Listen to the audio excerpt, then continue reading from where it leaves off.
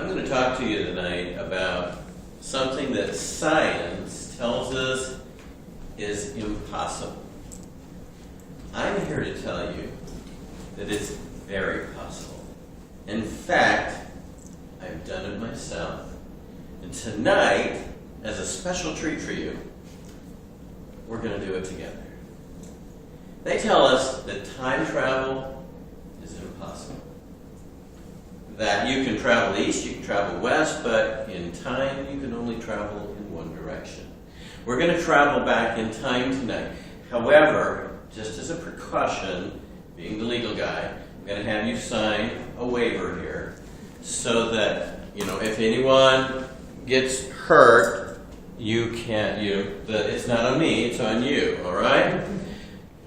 So here's, just like when you're at the park, keep your arms and legs inside the car until the ride comes to a complete stop.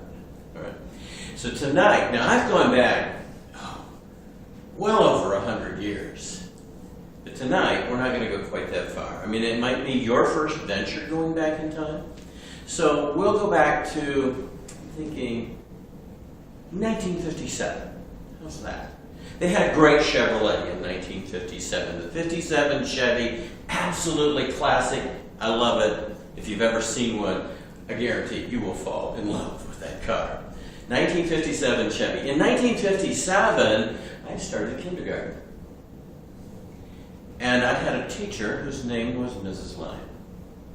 We're going to talk about what happened with Mrs. Lyon, because Mrs. Lyon taught me one of the most valuable business lessons I have learned to date.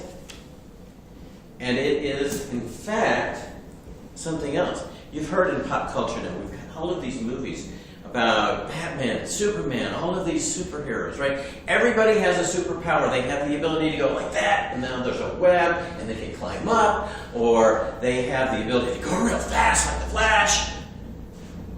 You and I have superpowers. I'm going to reveal that superpower tonight, and it was taught to me in kindergarten by Mrs. Lyon, 1957. It's now Parent-Teacher Conference. We had to prepare.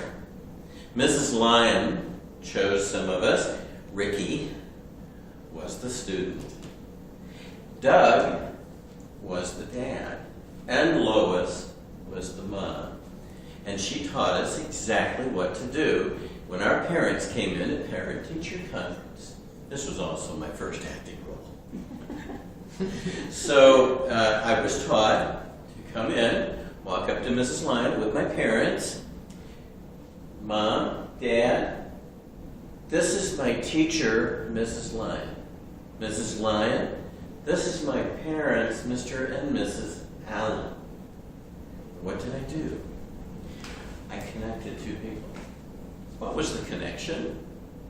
It was me, right? In that particular instance.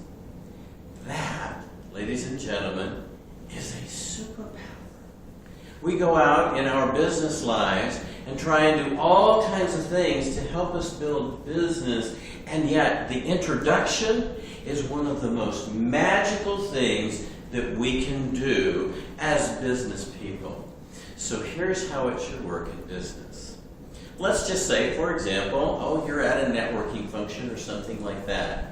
And you go up to a person and you meet them and say, "Hi, my name's Rick. What's your name?" Patricia. Patricia. Very nice to meet you, Patricia. Very happy to meet you.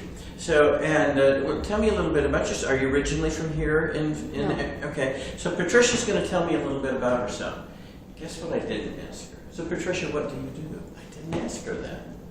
So now I'm talking to somebody else, and I go up to them. "Hey there, I'm Rick Allen. I'm so happy to meet you. What was your name?" Shoshana. Shoshana. That's an unusual name. What kind of name is that? It's a Hebrew name, actually. It's Hebrew for Susan. Really? That's fascinating. Oh, wow. Hebrew name for Susan. So we're going to talk about that.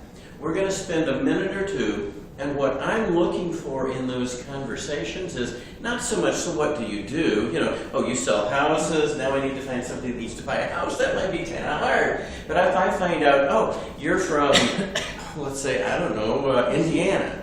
And then somebody else is from Indiana, or they're just not from here, they didn't grow up here. I find something that can connect those two people. Connect them.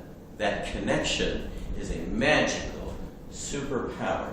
I have superpowers, and so do you. This is Rick Allen. Don't let your superpowers go to waste. Thank you.